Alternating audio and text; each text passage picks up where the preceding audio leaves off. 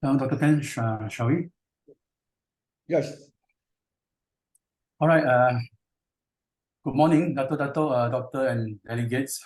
Good morning and a warm welcome to this online symposium on a Sunday morning. We sincerely appreciate each of you for joining us today. Well, today, as you're aware, today's symposium is related to the science of aging reversal, which is young plasma conditioning and cell viability tests in heterochronic paralysis. We have actually organized and conducting symposiums related to this topic since the year 2019. A physical symposium before the COVID-19 lockdown, typically in Kuala Lumpur and Penang. And also online webinar ever since the pandemic struck us. Therefore, yes, we are committed into this heterochronic paralysis project. And things has been changes in terms of our advancement in technology and our approaches throughout the pandemic lockdown. And now we see the even better potential in its the potential to expand a human health span. So we are honored to have Dr. Pan as our distinguished speaker today. Dr. Pan graduated from NTU, Taiwan National University, and hold a PhD in chemistry from University of Chicago, along with a medical degree later. As many of you are familiar with Dr. Pan's exceptional expertise, so we won't go into further details about his background. Anyway, thank you all for your present support and enthusiasm. Let's make the most of this opportunity to deepen our understanding together. And please jot down if you have any question during today's webinar, please jot down your question and we will have a Q&A session after the Dr. Pan's sharing stand. And I would like to invite you to turn on your video as well, to create like a better atmosphere online. Okay? So without further ado, let's extend a warm round of applause to Dr. Pan for his talk today. Dr. Pan. Okay. Thank you, everybody. Thank you, Suho, for the kind introduction. And I again thank you for the time in the Sunday morning, and we get together online and to try to learn and study some more about the technologies in aging reversal, and of which I have been involved for almost 29 years now. Anyway, the title of today's talk is Young Plasma Conditioning.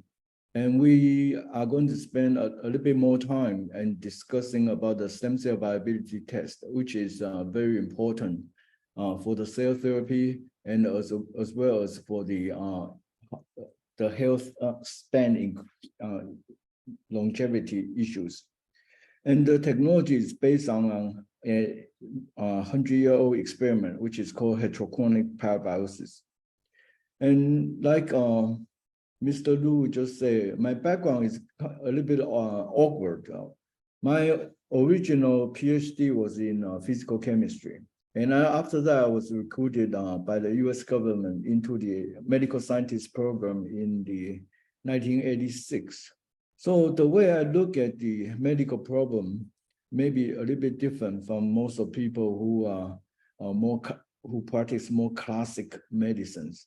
And another thing is, by professional, I'm boarded by the American Board of Plastic Surgery. So what we are trying to do is probably is a little bit more of a surgical approach rather than a medical small molecule medicine type of approach. So that will be a quick introduction about the way we are going to approach this subject. And these are some disclosures, and you can see that we have been around for about 20 years all over the Asia.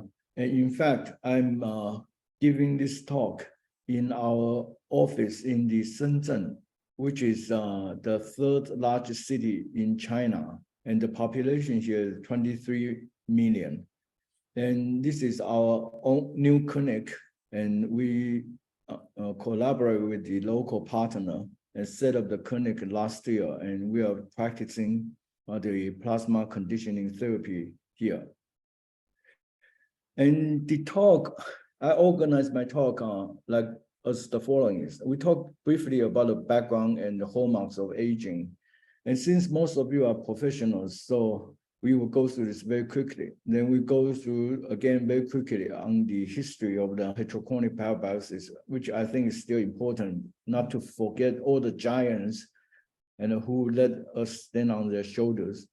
Then we talk about the clinical application of the heterochronic parabiosis and the young plasma conditioning program.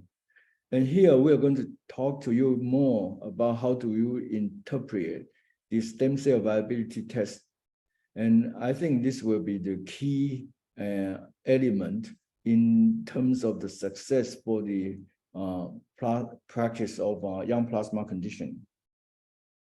So as you know, I mean, aging is in proportional to the chronic disease. And I think this goes without saying. And most of people after age of 60 is going to have at least 1 or 2 chronic disease. And by the age of 80s, then it's very likely they're going to have a 5, 6, or even 8 chronic disease. So the concept of the medicine has been changed dramatically after the population aging has hit many developed societies like a tsunami. So the concept now is not like the traditional medicine, which is increase the lifespan. What is more important now and what most people are eyeing at is more like the increasing the health span. So in other words, that what people are looking for is more like living healthily with as few chronic disease as possible and with as little disabled time before their death, okay? And so that's the concept of the health span rather than the lifespan. So we don't talk about longevity all that much anymore because we see so many people lying in the senior home care facilities and who had a stroke, who had cancer or heart failure and lying there for 8 or 10 years and before they die. And I don't think that's the life that most of people want. So what we are trying to address is actually aging-related disease. So since this has gained so much attention, so scientists and the doctors all over the world has proposed many mechanisms, and what's listed on the left side. And I think most of you, since you are professionals, I'm sure you are familiar with at least some of these entities. And in terms of the logic, the causal issues of all these mechanisms, you can summarize in many different forms. And this is one of the interpretation we're trying to address the aging-related disease. But regardless of which principles do you believe in, but I think as a whole, it's still a very complex and messy situation in terms of our understanding of the aging and the chronic disease. So like the Judith Carpini, and she was one of the first lady who proposed the idea about the hallmarks of aging. She always said the dirty nature of biology. And since we are medical doctors, so unfortunately, we are facing the dirty nature of these related issues. And what makes things worse in terms of the translation of all the findings in the laboratory to the clinical practice is very low. Based on the most recent FDA data, there are only 8% of all the published and or proposed clinical trials who finally makes it to the market. So as a basic scientist, which like what I just said in the beginning, I'm a chemist, and in particular, I'm actually a physical chemist. So we would like to ask ourselves the first question: That is there any basic science in aging? In terms of basic science, is because it is more repeatable and is quite different from the biological and the social science. So the first approach we took back in 1994 was looking at the genetic versus epigenetic principles. And at that time I was teaching in University of Pennsylvania, and the first epigenetic factors we look into is actually the chewing of the nuts, the effect of chewing nuts on the form and shape of the masseteric muscle, okay? And that was a big, has a very important factor in terms of the craniofacial surgery. So, but in terms of the aging-related chronic disease, we need to address a little bit different issues. So the first question we asked after we trying to address the aging issues with a basic science approach is the cellular aging or the aging itself is programmed. That means that if you are genetically you're going to be have a long life, and that's programmed. So regardless of what you do, you're going to live for a long time. Or if you have a gene which could make you have a short life gene, and so it doesn't matter how well you take care of yourself, the cell is going to die anyway. So it's a pretty good experiment that was done by a German group. And what they took in this slide, on the right lower quadrant, you can see this old age group. They took the MSC, mesenchymal stem cells, from the hip and the bone marrow of the hip of people over 80 years old. And they put them into a growth media, which is rich in the standard growth media, and try to measure their cumulative population doubling time, okay? So you can see that if in some of the cases, the old cells or the cells from the old people actually outgrow the cells from the younger individuals. So this experiment tells us circulating progenitor cells, that's the other way you can look at the stem cell. The levels do not decline with healthy aging. But if you have a trauma or you have a disease process when you were younger, because of the change of the disease on the environment in your body, actually that will eventually lead to decrease in the progenitor cells. So the answer to this question is not entirely. At least we know if you're giving the right cultural media or environment, the cells from the old people can actually behave just as good as the cell from the young counterpart. So the first conclusion we have is aging is at least partly due to the environmental factors. So, I mean, you probably, if you are not familiar with this concept, and I can tell you two things, which is two very popular concepts in terms of anti-aging are directly related to this concept. One is the diet concept. So the calorie restriction and all the different Mediterranean diet and the Atkins diets, all these things are actually intervention trying to alter the systemic menus. So this belongs to an epigenetic approach. And the other one, of course, is the exercise. And the data shown that with adequate amount of exercise, you can prolong the lifespan, and together with other measures such as quit smoking and the stress management, things like that.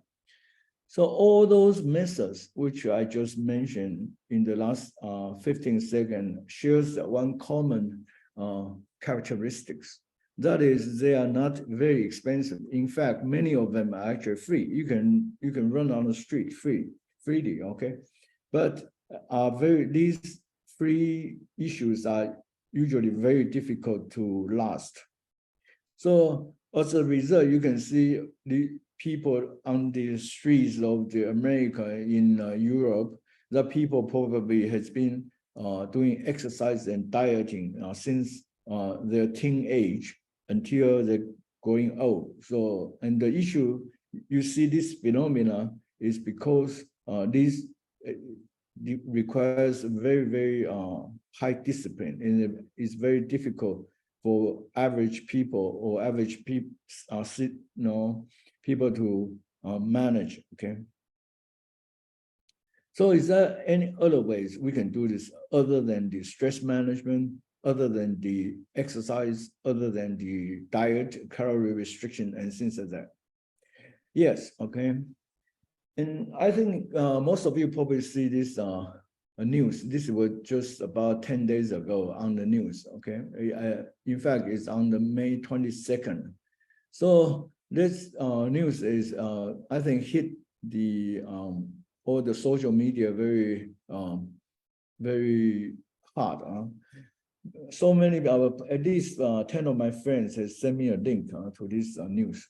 So basically what it says is one guy, the guy on the right side, and Mr. Johnson, and he is a rich people by selling his online financing company to some big tycoons. So he get 800 million cash back. Then he's begin to spend about $2 million, he claims, every year to retain usefulness of his body. So this guy has been on the very active in the social media and very been reported for many times already. But this time he took one step further. Okay, he asked his son, which is shown on the left side of this picture, and to donate blood for him. And what makes it even more interesting and gets people's attention is this time he actually donated his blood to his father. So as a result, this is like a 3-generation swapping of the blood. So this one has definitely caught the attention of the media. But in fact, this what the place that did their plasma exchange, the concept is not a new one. It's a company. I'm sorry, I have to say that the company is a bit controversial, but I think it's a very talented and innovative company. And the company called Ambrosia, which is established by a Stanford Medical School graduate. His name is called J.C. Kamazin. And since 2014, he has been managing to collect blood from the college students in the Silicon Valley area and resell it to the tycoons in the Silicon Valley area. And the cost for that is about 1 liter of college student blood, and it's going to cost them about $8,000. That's the price. And the company has been around, and I think they are still active right now. So like all the new technology in medicine, the FDA and the conservative media and everybody has to come out to say something. Safety is #1 concern and things like that, just like you can't get on the airplane, okay? So, and this is a comment which I clipped from the news report. So basically, all what it says, first thing is frequent donation does have positive effects. Of course, otherwise nobody wants to donate blood. A lot few people will quit. Okay, so the next thing is plasma swapping. The result of plasma swapping in increasing longevity is inconclusive. It doesn't mean it's wrong. Okay, it's only say it's not conclusive. Okay, and the next thing is a viable human. Is this a viable human treatment? Is not enough. Not enough. It doesn't mean nothing. Okay, not enough. The last thing is to him, the guy, Charles Brenner, is a biochemist, and in the City of Hope, he says to he himself is gross evidence free and relatively dangerous. So with all those comments and some supporting comments from the Red Cross, and I want to accept the target for today's talk is that we'll try to address this skeptical and the comments about the plasma swapping or plasma reconditioning and things like that. And we will try to provide more evidence and trying to see whether trying to make these things more conclusive, and maybe we can raise the evidence level to convince people who is skeptical about this technology. So the concept of hydrochloric pyrolysis was started in 1864. That's 1.5 century ago. Okay, and it was started in France. Okay, by a guy called Paul Bert, and he's the guy who connect the two animals, two rats, two mice each usually. Okay, one animal and an older animal, and this technology was attempted again by the genius surgeon called Alexis Carrel, who was my alma mater in University of Chicago. But the guy who bring the hydrochloric pyrolytic technology for the study of aging is actually in 1957 by Clive McKay.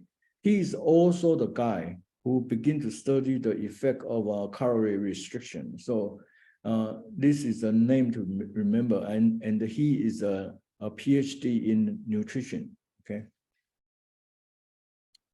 So in one sentence, the hydrochloric pyrolysis experimental technology is the only rapid and visible aging reversal method as of today. Okay. There are other methods like dieting and exercising and things like that, but they all take a long time for you to see the effect. And sometimes you can only see them in terms of the biologically, you cannot see them grossly. I mean, what is different is hydrochloric pyrolysis. You can see the animal actually just macroscopically just become younger. So what happened is two animals, after they are connected, so they just share the blood because the organs of each animal remains inside of the animal. So the only thing which has been exchanged in between the mice or rat is only the blood. And how do you connect the humans? That's the next question. So we all familiar with the Siamese twins, but these are usually, they are not heterochronic. So this is not a good example for heterochronic pyrolysis. That means a different age, okay? So the next one is the pregnancy. So of course, the mother of the fetus is always older than the fetus. So this is the heterochronic pyrolysis. But since the size difference are quite big, so the effect of this can be skeptical, and we will talk about this later. But this is pregnancy is the most human model for hydrochronic pyrolysis, and we will do some calculation in terms of the effect of the pregnancy on the longevity of the mother in the later part of this talk. Of course, you can get pregnant if you are a lady and if you are still fertile, but if you are not, then you probably want to know how can we apply the concept of hydrochronic pyrolysis separately, okay, without connecting the two persons together. So the concept, the intuitive approach is very simple. You just think that there must be some good stuff in the young blood, and if you adding some of those young stuff into the old blood, you are going to make the old blood younger. And as the result of the younger blood, and the body will become younger. That's the logic behind this. So in terms of clinical approach, this is the old animal and a young animal, and they become older. Then how do you make it become younger again? And this is the concept behind this approach, which was taken by Alexis Carrel back in the early 20th centuries. So what he did is that he took a chicken heart and give the chicken heart with broth taken from the chicken embryo. And he was able to keep the chicken heart beating for several decades. And this is the classic experiment of using the heterochronic parabiotic principle in terms of organ preservation. So who took this to clinical level is a famous guy called Dr. Paul Nehan. And he was inspired by the Alexis Carrel's experiment. So what he did, in some coincidence, and he was able to begin to inject the tissue extracts from a tissue land and to all these celebrities, and which you're all familiar. And what's even more interesting is that the technology later become the famous brand called La Prairie, which is if you travel in the airport, you can always see them. And in the other part of the world, there will be the Japanese. So Paul Nehan started in 1931, and the Japan, they have a company called Laennec and the Melson.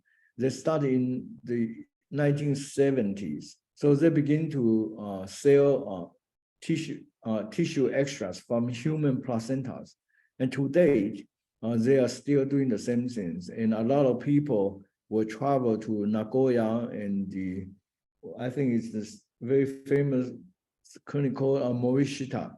And they do a lot of injection of these placenta extracts for longevity and the chronic disease treatment. So all these technologies, they are not convincing, or probably FDA is still not happy with them. It's because they are lacking clinical data. And so I think, my personal opinion is that the concept or the practice of heterochronic parabiosis was a change, has a paradigm change. And that was back in the 2016. A group in Berkeley, led by Irina Comboy and his husband, Michael Comboy, they did an experiment, okay? So what they do is this. They, instead of connecting the two animals together, they are just drawing blood from the old animal and inject it into the young animal and vice versa. So originally, during the experiment, they were expecting that since you're only injecting a small part of the blood, to say 1/10 of the whole blood, so they're expecting the young animal will get a little bit older and the old animal will become much younger, because old animal has little useful substance. And if you give 10% of the young animal's useful substance, then that can compose a big substantial part of the old plasma. But the experimental results were quite surprising. That was the young animal, it did not get a little bit older. The animal actually gets much older instead of getting a little bit older. And the old animal did not get much younger. The old animal only get little younger. And this seems to be a tragic, very bad result for whoever believes in the useful material. So what the Comboy find is, instead of the concept of young people has more useful substance, it's actually we should switch the concept to the old people has a lot of old substances, and of the young substance and the useful substance, the aging substance actually is more dominant. So this is like when you are driving, and if you have the brake step down, then it doesn't matter how much gas you are pressing, the car is not going to move. So with this new observation, and the Comboy quickly working with the pioneer guy in in plasmapheresis. His name is called Dr. Dobrik Kipro. He's from Yugoslavia and practice this type of technologies in the Bay Area right now. So the two people get together and introduce the concept of using the TPE machine to remove the bad substance and replace the removed substance with the FFP, fresh frozen plasma, or with the 5% albumin and with a certain percentage of the IVIG. And the team keep on working on this, and eventually they were able to do a small clinical trial of I think a dozen patients, and they were able to see significant decrease in terms of the C-reactive protein and other indexes in the blood. The issues is then require doing weekly plasmapheresis for say like 6 or 10 times, and before they stretch the time intervals. So the other company, which is called Grifols, which is one of the largest company for human plasma products, and the group is more disease focused, so they use the similar technology to address the Alzheimer's disease. So the group took the group about 10 years and to complete a level 3A clinical trial. And the results shows that if for Alzheimer people, the MMSE score, that's the score very commonly used to address the severity of the deterioration of the Alzheimer's disease. The rate of the decrease in terms of MMSE score will be decreased by 70% if you are treated with this TPE technology, therapeutic plasma exchange technology. So on the x-axis, you can see all these little triangles. So each triangle in the beginning is 1 week apart. So you need to do a full volume TPE consecutively for 6 times. Then you can do this, become like every several weeks of low volume plasma exchange, and to gain this type of results. And with that data, the group begin to set up Alzheimer treatment centers in Europe. This one shows their centers, their first center in the Barcelona, Spain, okay? And the center is designated for the treatment of Alzheimer's disease. So what we can summarize what we know about the clinical application of hydrochloric parabiosis from Paul Niehan, the Japanese placenta extract, and to various forms of plasmapheresis. So we have been involved in regenerative medicine for a long time, but we got into this plasma-related anti-aging methods in the year 2016. At that time, by coincidence, I was brought to Phnom Penh, which is the capital of Cambodia, to address some health issues to one of the generals in that country.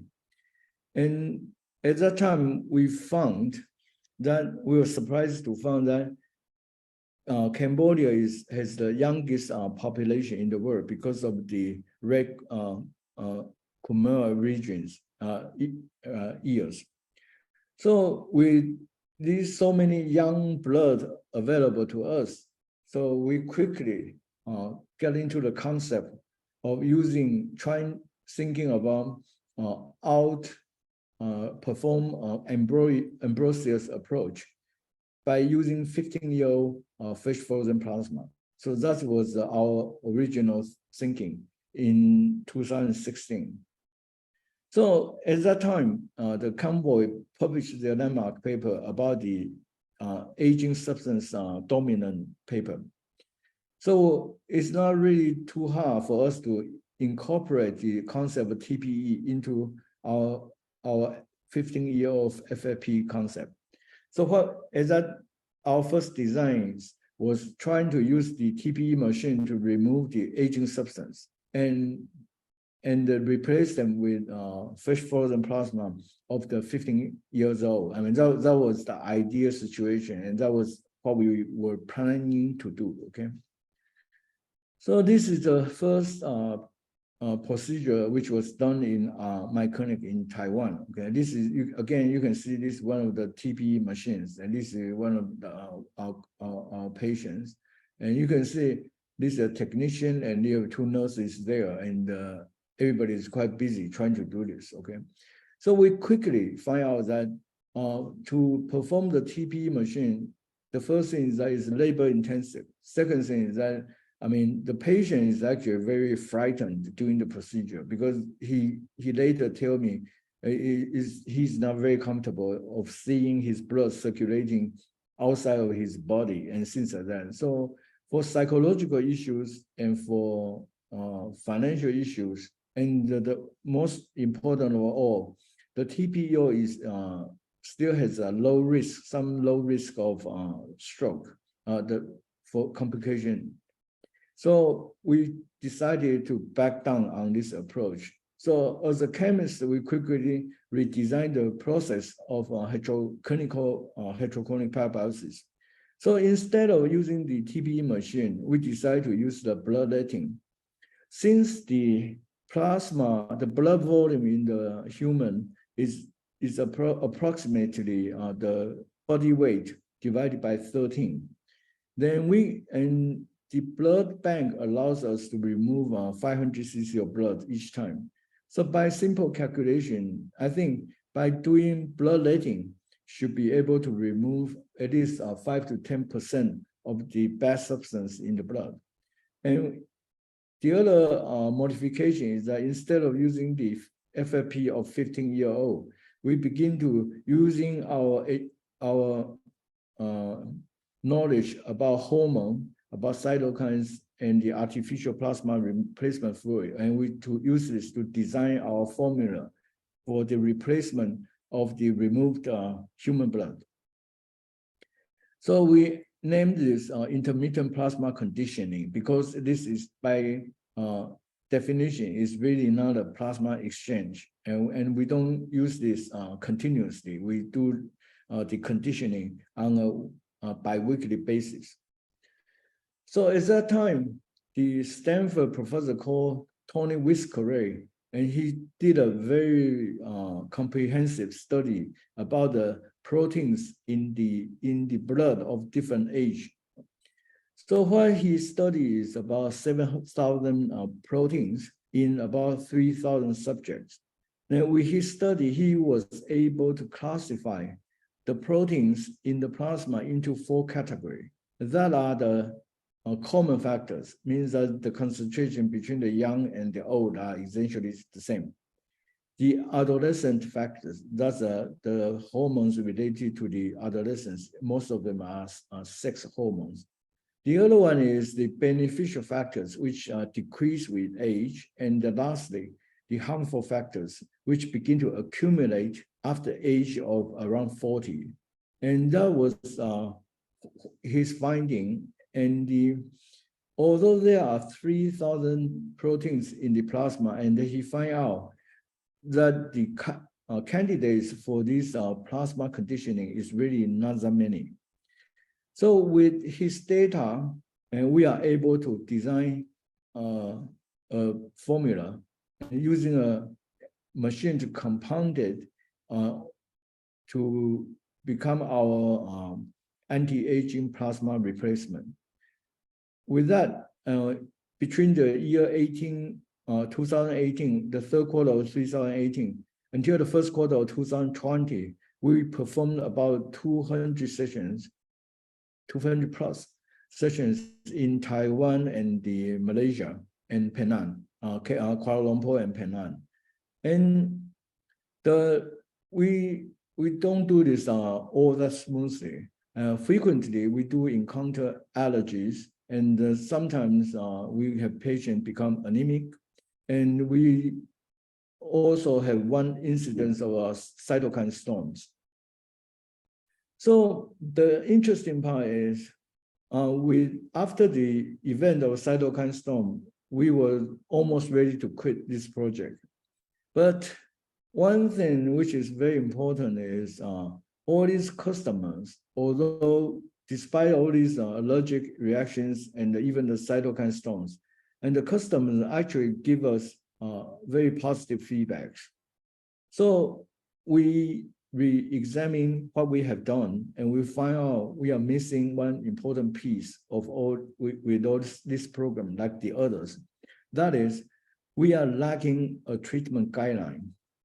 And it's very interesting in 2020, and we have one major investor become interested in our technology and practice. And he also requests us to begin to provide some hard data.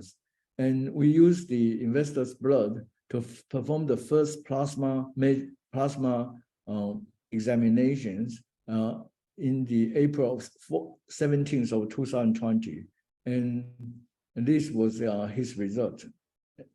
Okay, now let me explain this plasma diagnostic technology, or you can also call it stem cell viability testing in more details with this figure.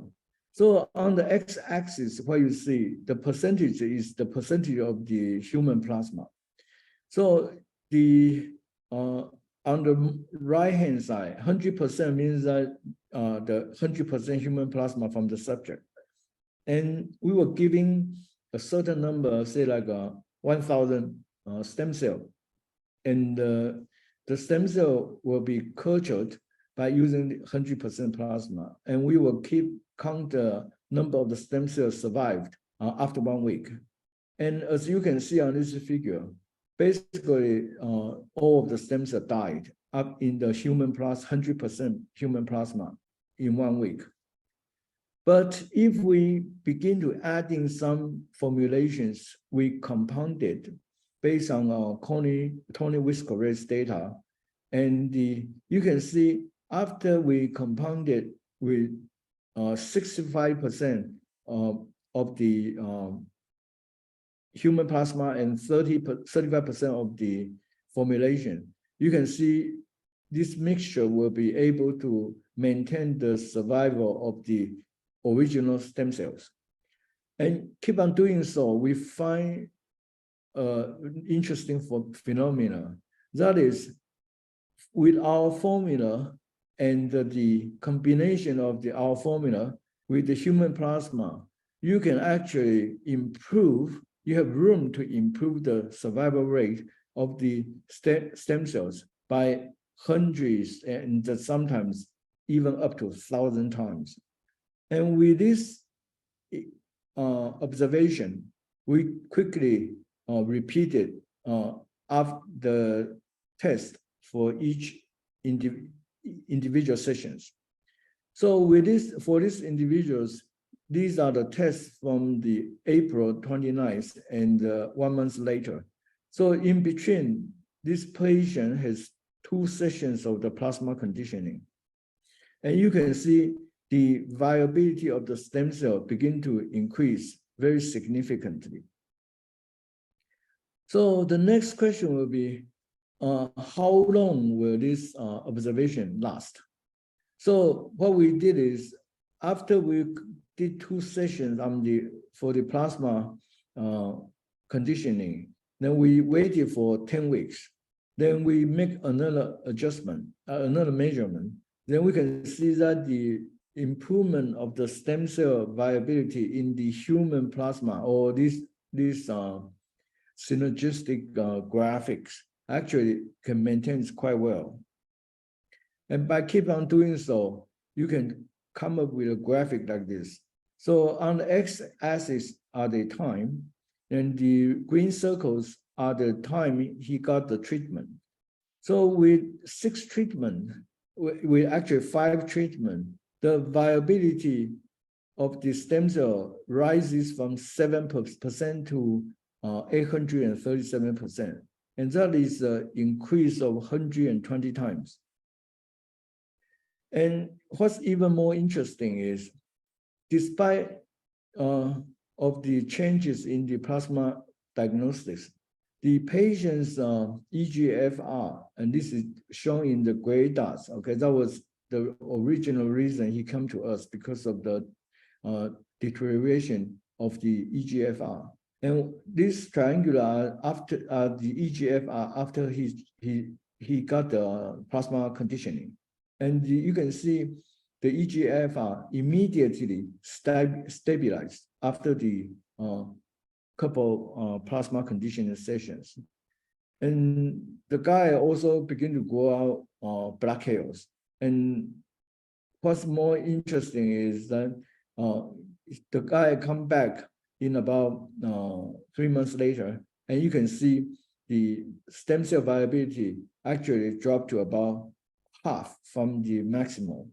So in other words, that the effect of the plasma conditioning after you reach the 120 times were able to maintain for about 3 months. So, and you can keep on doing this type of things. You can see the stem cell viability testing results, the correlation with the plasma conditioning is extremely well. And these are the EGFR data. Keep on doing so. So what we can conclude here is that are the following. One is the old blood does not support the MSC, and the conditioning takes 3 to 6 sessions. And although the plasma conditioning, the percentage is probably 10–15%, but the increase in the stem cell viability is by multiple times. Okay, so the results, of course, is patient dependent, but to our experience, most of the patients, up to 90% of the patients, after they did 3 to 6 treatments, you can definitely observe the increase of the stem cell viability in the plasma of the patient.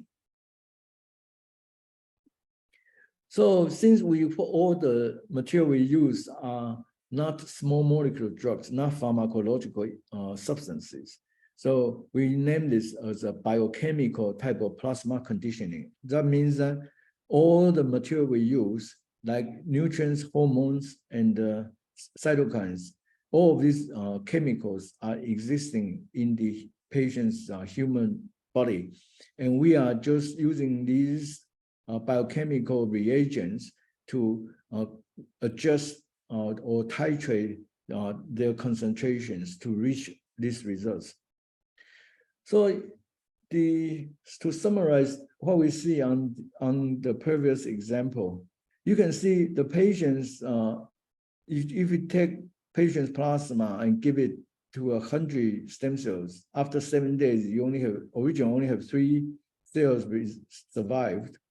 And after several sessions of this, the survival rate you give it to 100 stem cell, the survival rate, the stem cell actually can grow to 360. And 6 months later, and the stem cell still, the effect of the plasma conditioning on the plasma still remains. So I think most of you are doctors, and you are aware of that most of the medication, the half-life or the are quite slow, from hours to days at most. So we are thinking by what we are doing is actually we are creating an epigenetic type of vaccine for aging. Okay. So I know some of you do practice albumin therapy for anti-aging.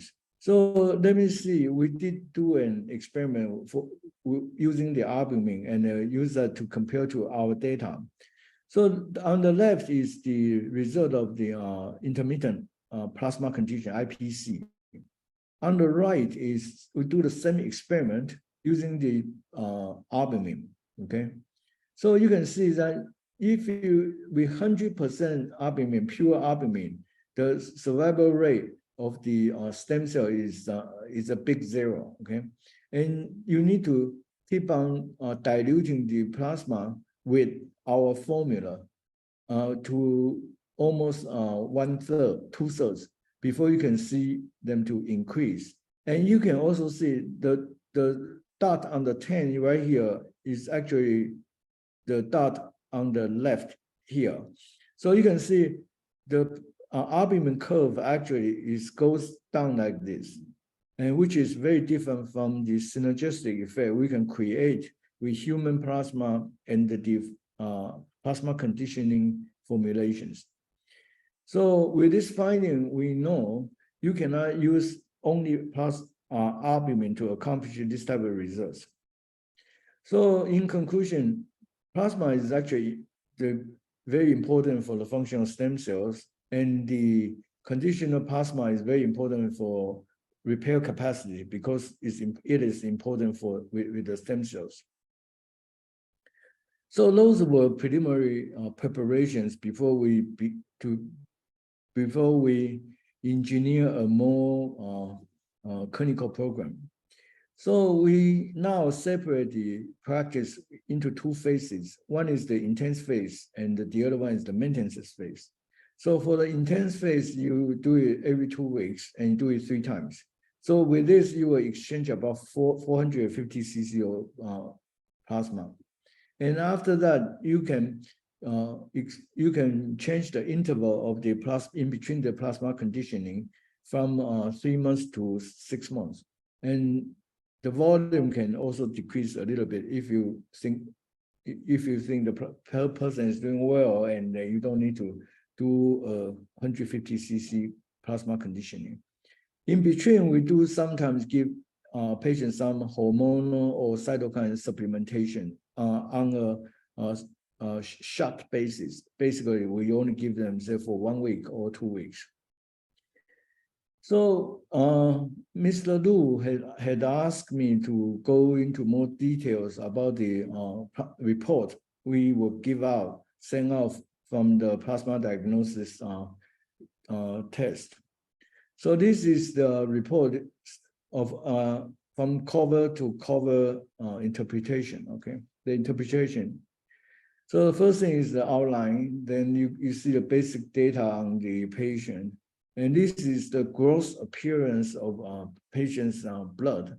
Then you can see on the right, you can see some of the related anti-aging related index, which we do look at for the plasma conditioning. Basically, we look at the reticulocyte count. This is based on we want to use this to look at the bone marrow function. As CRP, you know, is for inflammations. IGF-1 is for the growth factor. EGFR is the renal function, and the hematocrit, that's to prevent anemia. Then after that, you will see this graphic on the left side. So there are 3 colored dots here. So the one right here, normalized to 1, is the original number of the stem cell given to the human plasma. So the survival rate will be of the 100% human plasma will be B prime divided by B. So that's how you get the stem cell viability. So then we look at the right side, then we dilute the plasma by 50% without adding any formulations. If you can, in this case, you can see the viability of the stem cells rises from B prime to C. So this is an indication that the patient's plasma is toxic to the stem cells. And if you dilute the plasma with 50% of formulation, then you can see the stem cell viability has room to grow 1.5 to 2.5, okay? So that is the aim of the target for the plasma conditioning. And this is how you see the data. And on the right side, these are the biochemical reagents. And of course, all of them are pharmacologically licensed, GMP grade since then, and legal approved by the local FDA. And these are the reagents and we use to compound the plasma, the artificial plasma replacement fluid. And these are the photos from the stem cell culture, and these are the comments, and this is the signature by me after I reviewed it. So if the patient has done this for several times, then we do plot the stem cell viability against the treatment for the client, okay? And we also plot the plasma toxicity as well. And the rest of the report are just standard dictionaries and the references, okay? So now I'll quickly show you some clinical examples, and these are quite complete and interesting cases. So this is a guy who has been getting this plasma conditioning therapy in our clinics, Taipei clinic, for about 2 years now, 2 or 3 years, I don't know. And originally he had a stroke and he can't walk at all, and he's recovered now and he can play tennis, okay? So we have a patient coming in for diabetic chronic kidney disease, and she got this therapy, and very quickly, in about 5 months, the eGFR was able to improve by about 15%. And this is a 95 years old lady, and she was one of our original patients, and you can see the results was very good. The stem cell survival rate was improved dramatically with this plasma conditioning. And she also grew out some black hair right here. And this part, the end of this, the hair is actually from the dying of the hair. So, and there are many, many more clinical examples. And I think because of time, we won't go into details. So what we know about this, I want to summarize what we know about the hydrochronic plasma conditioning technology right now. Basically, the hydrochronic biopsy was an animal experiment. And for 100 years, people are trying to translate this technology into clinical aging reversal practice, okay? And to the best of our understanding right now, there are 4 ways you can do this. So the first way is the most natural way. And how you do it is you can remove the aging substance by menstruations, and you can add in the useful substance by getting pregnant, okay? And the other way is a biological way.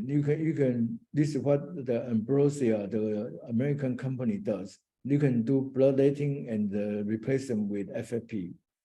And the physical way are people who practice TPE, plasmapheresis. You can remove the toxic substance or by using the machine. And again, you can use different plasma replacement products. Now, what we are doing is we use bloodletting and some formulation to remove the aging substance, and we replace them with a proprietary combination of biochemical nutrients and the reagents. And there are pros, cons for different approach. And the natural way, the pregnancy way, is free, but is most expensive in the long run. And the biological way is limited by its supply. And the physical way of removing the aging substance by the machine, I think, is a bit dangerous. The complication rate is a little bit high for our like, and the psychological effect and the cost of the machine and the HR issue and the labors are quite high. And another drawback for this is the effects actually only lasted for about less than a month. And lastly, our method has some advantage because it's a mild and a long-lasting procedure. But the setback is it requires multiple clinical visits. And the effect is not as fast as the physical way of doing this. And the results are progressive, okay? And some of you may be interested in want to know some clinical trial data. And you are all familiar with the classification of the level of evidence in this graph. And at the lowest level, that's based on the case report, you can see the various effect of the plasma conditioning on our method.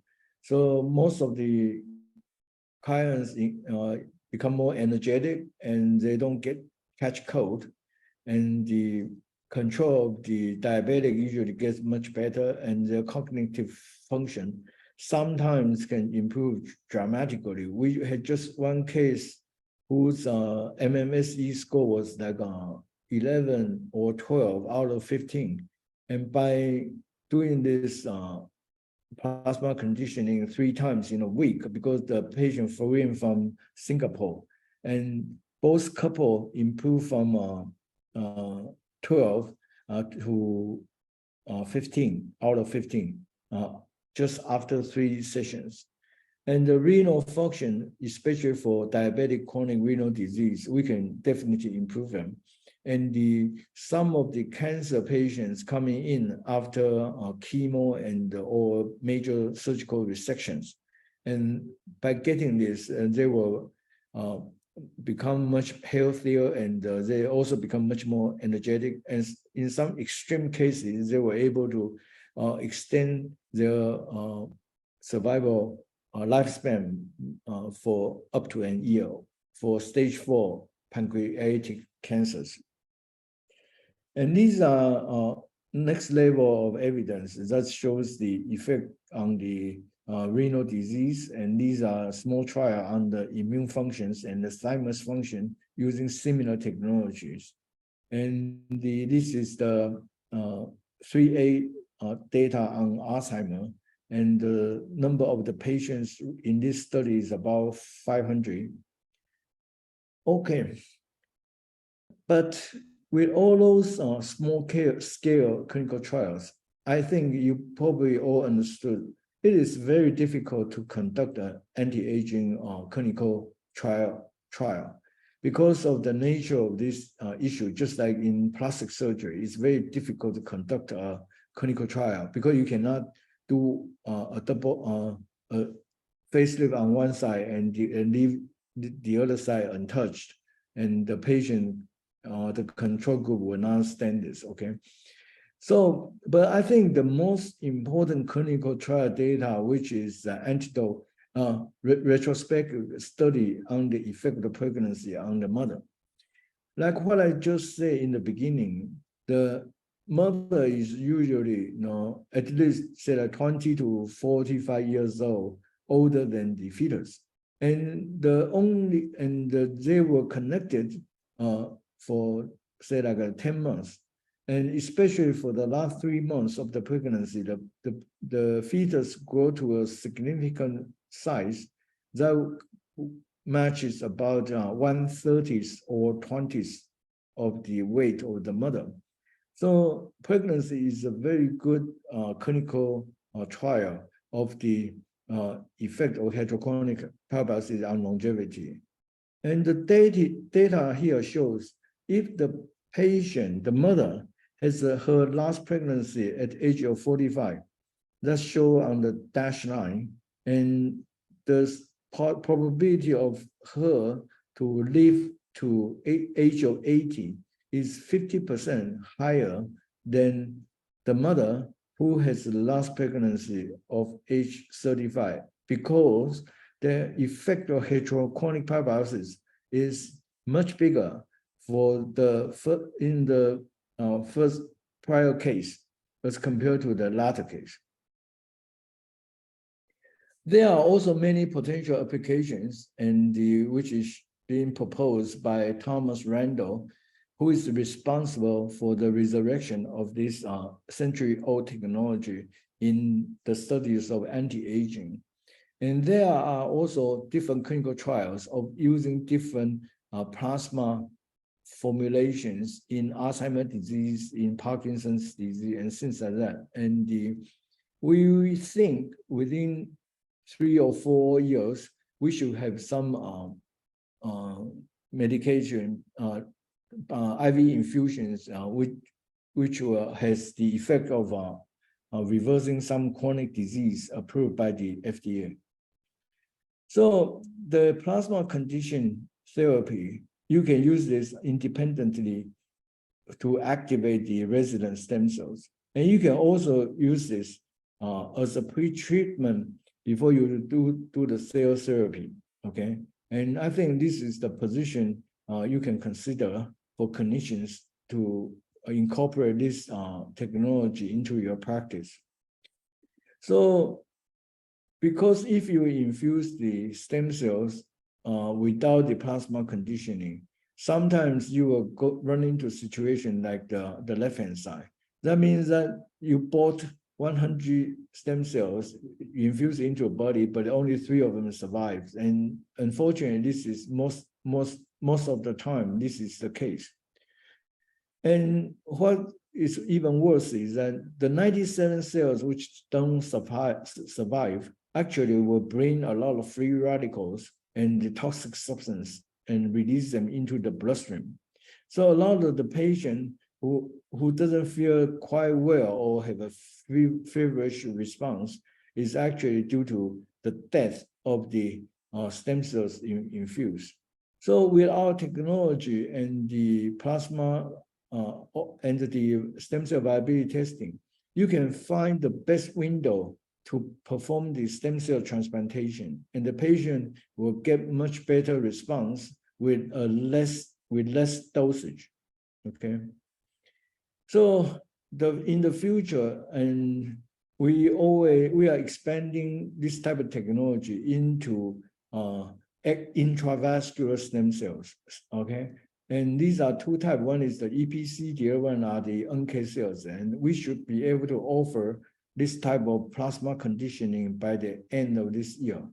And we are also begin to bring in more biochemical reagents and trying to extend the efficacy of the therapy. And we also set up different plasma conditioning laboratory and the clinics in the China and the Asian area. And we are very open to collaborate with people in every city. And if you are interested, please contact us. And this is our plan for 2023. And this is, we are interested in setting up a center in Jakarta, Ho Chi Minh City, Singapore, Kuala Lumpur. This one is coming up very soon. And Phnom Penh, Bangkok. And these are the cities in China. And we are also in the talk of setting up our flagship center in Tokyo, in the Omotesando area. There is a very important hurdle we need to overcome in performing the plasma conditioning. Is because of the human error, because these technicians who is required to perform such a program is very high. So with that in mind, we cooperate with MIH company in Japan. We already developed some automated plasma conditioning and compounding device, and who are able to do the test, the stem cell viability test, and the compounding the artificial fluid for the plasma conditioning automatically to reduce the probability of error. So this is what we do now. Basically, we draw the blood from the patient and we give it to the machine. The machine will come up with a report, and the report, after approved by the doctor, and will give it to the pharmacist, and the pharmacy will bring the chemical, the drugs and the IV FDA approved fluid into the machine, and the machine will compound the artificial plasma replacement fluid for that individual. Okay. So stem cell dysfunction is the cause of aging. And the old plasma is definitely not good for the stem cell function. So intermittent plasma conditioning technology can improve the stem cell in the old plasma. And that's the reason, and the results can last for several months. And that's the reason we think hydrochronic parabiosis based anti-aging plasma conditioning is the way to go for the anti-aging market in the future. So this is we are coming to the end of this talk, and let me just tell you a little bit more about some of the new things which is coming up. So this is an experiment done by the Columbia group, and what they do is that they are able to using the injured tissue, injured organ. In this case, is the injured pig lung of the pig, and connect it to the another pig. Okay, and you can see that the injured lung can recover in about 36 hours. Okay, and this type of technology is called cross circulation organ restoration technology, and we are also working on this. And we are using a rat model, and we are working on this using the AKI animal model, and we can see that the kidney, the injured kidney of the AKI can be improved very quickly. And what comes to is almost like a totally surprise is this patient I show you we discussed a lot previously during the talk, is actually a 93 or 4 years old guy. Interesting is this guy went to States to visit his daughter and his son-in-law, and he had suffered a fall in the AKI, and the kidney function was gone. And for his age, he was 95 years old, and in 1 month, his renal function was fully recovered. Yeah, and because this person has been getting this our plasma conditioning program for 2 years, and I think the family is totally grateful about this. So these are the machines we are designing, and hopefully in the future we will be able to use this machine to restore the function of various organs. And Professor Oka was my mentor in the Department of Chemistry at University of Chicago, and he always tells us this. Trying to just go ahead with what you think is right. And in the beginning, people is going to think it's impossible. And after you get some results, and people will become skeptical. And once your results has gained popularities, and then the people will say that it was obvious. And I think we are at the stage of between the skeptical and obvious. And based on Dr. Oka's opinion, the first 3 years has passed, and we are trying to use the next few decades to establish the efficacy and the evidence and the clinical data on the hydrochronic plasma conditioning technology. And with that, thank you for your time and the listening. I'm open for questions now. Thank you, Dr. Pan. I think today's sharing and presentation is wonderful and very comprehensive. Should we go for a 2 minutes break, Dr. Pan, or should we just carry ahead? Yeah. Okay, then I think we'll just go carry ahead. So now we enter the Q&A session. So for any audience that would like to raise any question, any query, please take a think about it, and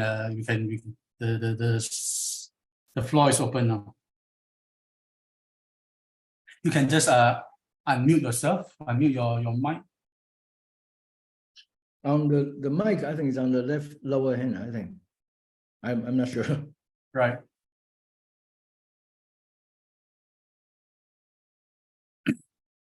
Dr. Nora, Dr.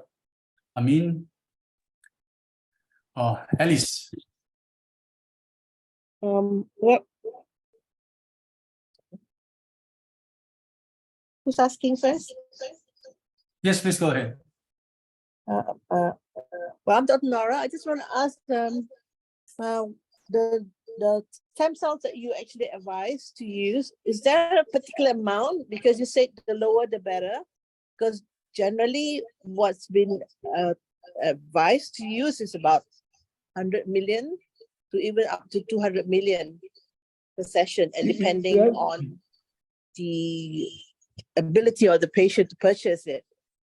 But what is your advice?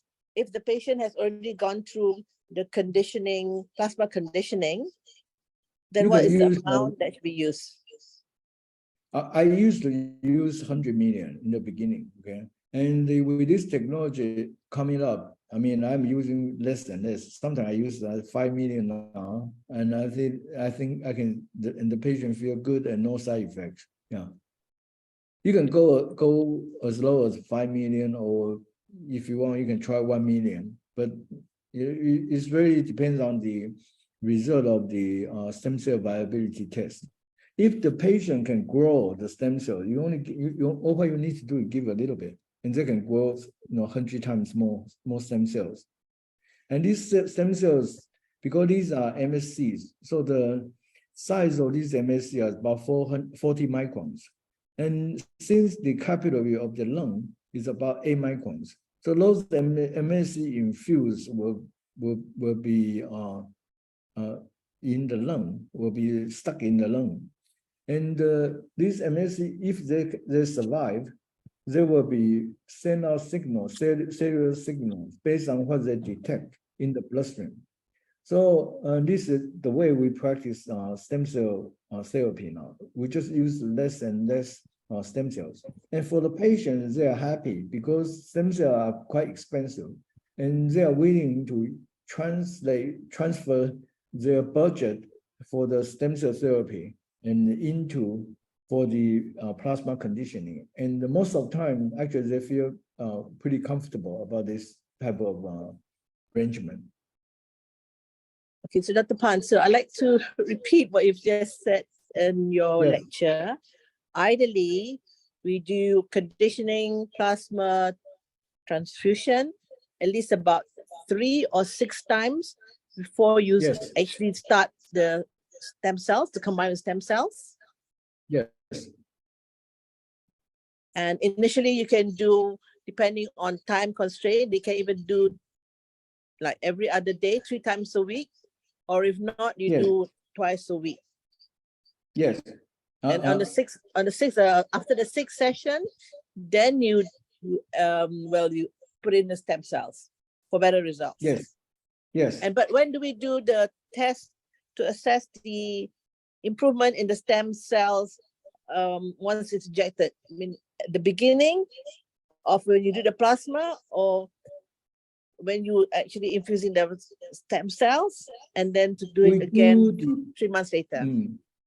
We do the plasma, the stem cell viability test before the plasma conditioning, and 2 weeks after the plasma conditioning, before the stem cell infusion. Okay? So basically, we do the stem cell viability test first.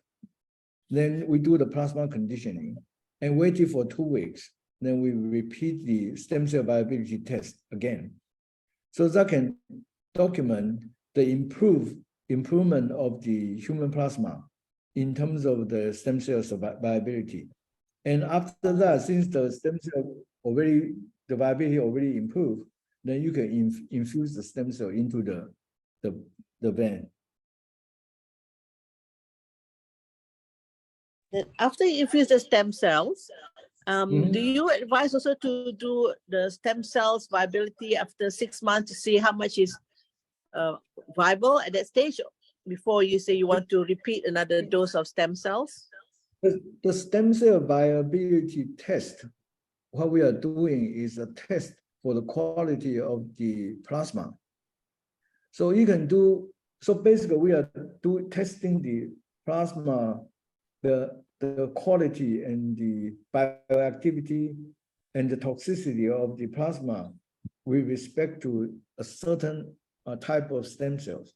Okay, so after you infuse the stem cells, it's really, I mean, you can do another plasma viability stem cell viability test in maybe 3 months. That's what we usually do, 3 months interval for plasma for stem cell viability test. Say in a person who wants to stay young, forever young. So what's the number of times a patient should have stem cells annually? How many times a year? It depends on the it depends on the stem cell viability test. If the stem cell can grow in the plasma, they only need to do it, say, annually, or sometimes they don't even have to do the stem cells. Once the quality of the plasma improves, all the stem cell original, we call it resident stem cells in each organ will be activated. But it's really up to different physicians and the different patients' situation. So it's no one answer for this question. Yeah.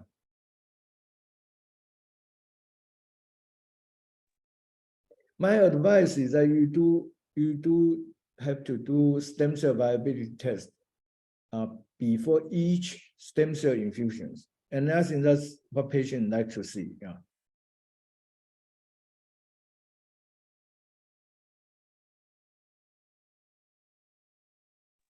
Thank you for the answer. Thank you, Dr. Nora. Is there any other audience here like to have another questions?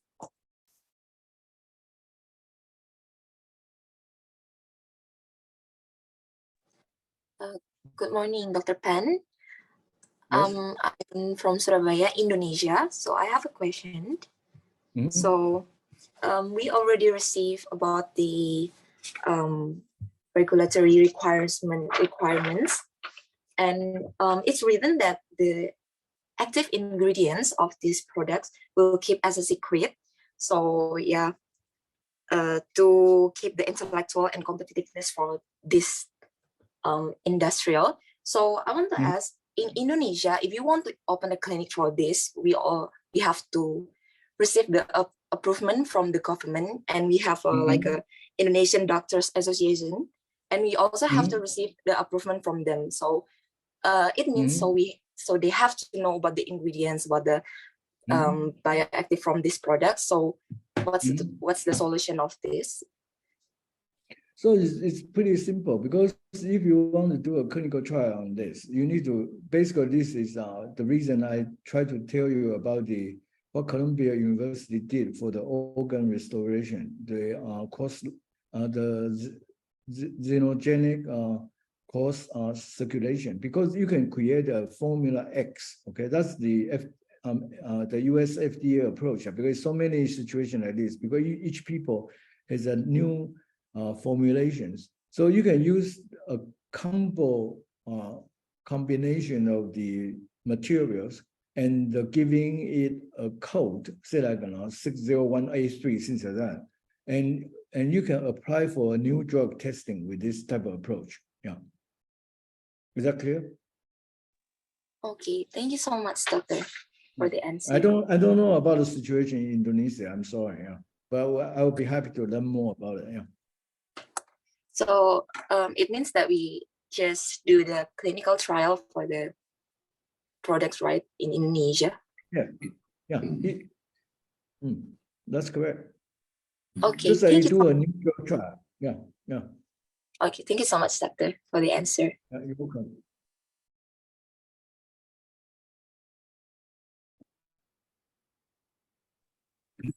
Well, anyway, the first time I think we have an audience from Indonesia.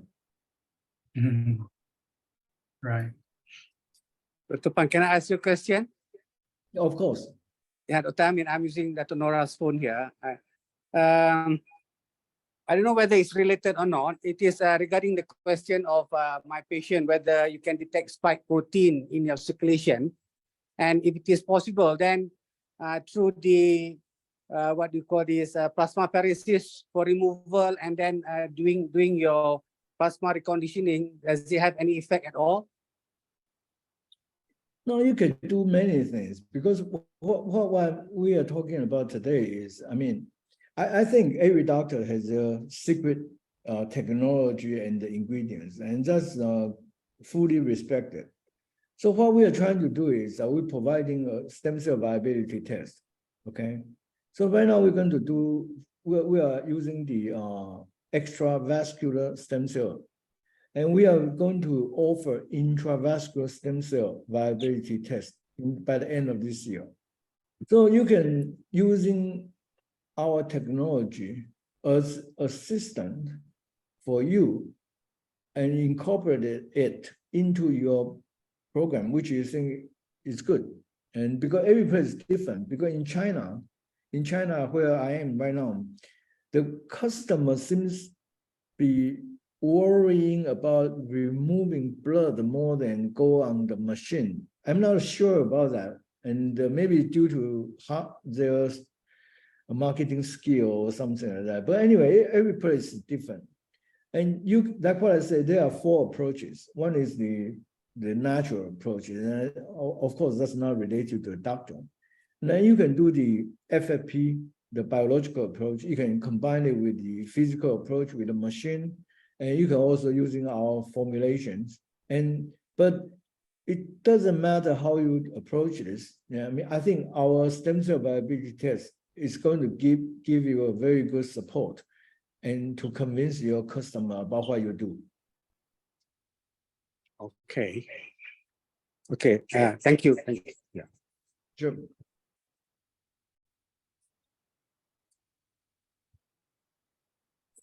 Hi, Dr. Penn, it's Alice. Hi, Alice. A quick question. I think, I've been sort of following your work for many, many years. I think this is just, I think another step in exciting sort of evolution or improvement with the biochemical test that we're able to do. So now if you're, sort of supplying the plasma to individual, let's say clinics or collaborators. So is there a lab or something that, they're going to establish so that these people, because whatever data that you have is quite unique. I don't think every lab will be able to produce the kind of a test that you're able to,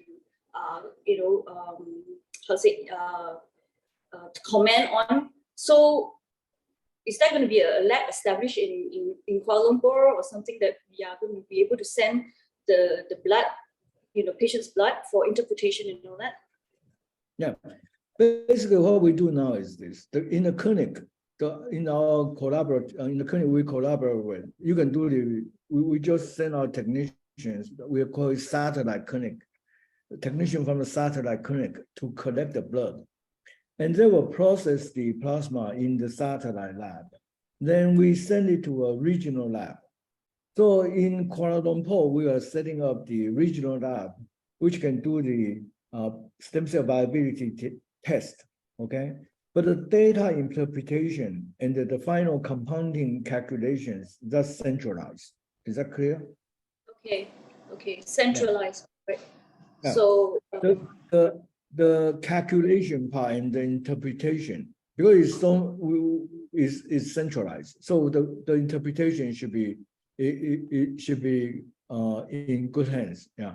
Okay. So centralized means the blood is sent to Taiwan, or it's going to be you do the test in the local. You can send your plasma, say you can process in your, say for example, you want to do it in your clinic, just call us. We send somebody to come and pick up the stem cell, pick up the plasma and go do the test.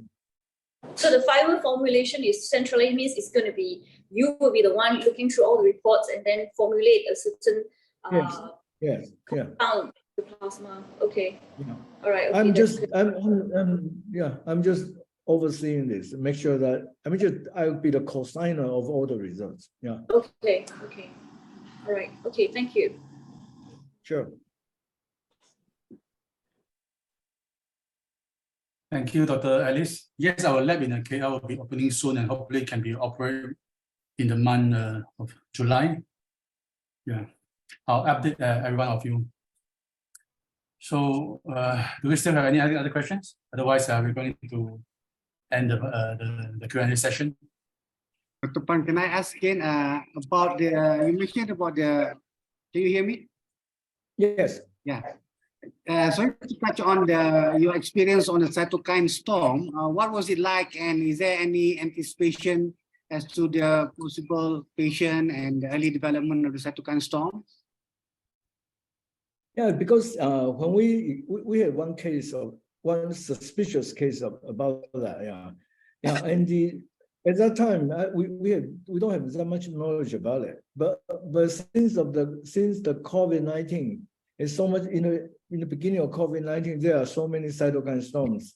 So I mean, it's basically we are feeling more comfortable about the type of situation. But even we can manage the cytokine storm, with current hydration since all those therapies. But our formulation has going to fourth generation now, so the risk of allergy has decreased by about 10 times, and we have not seen any cytokine storm anymore. Yeah.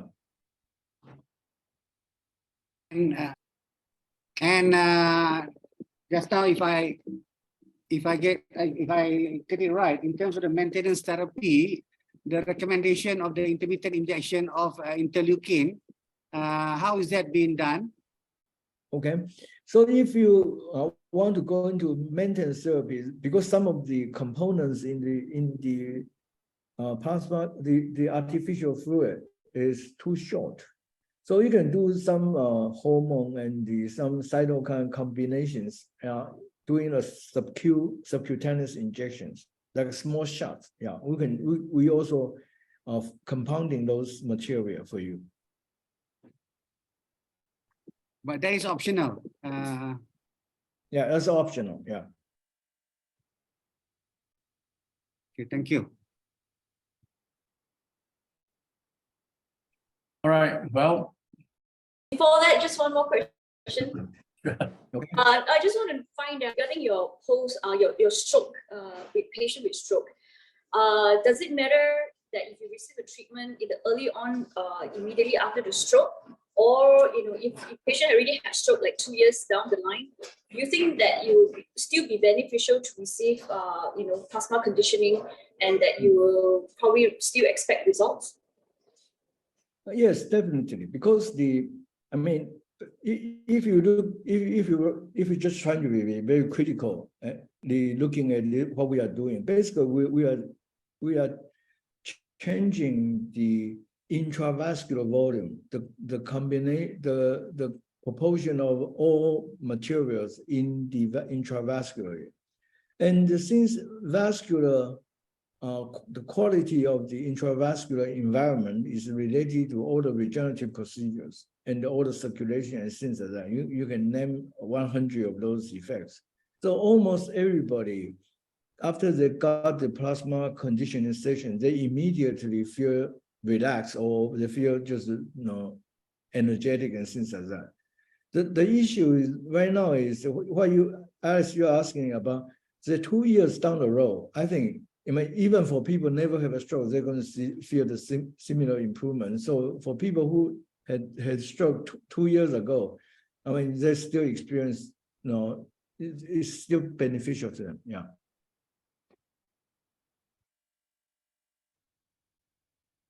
Okay, thank you.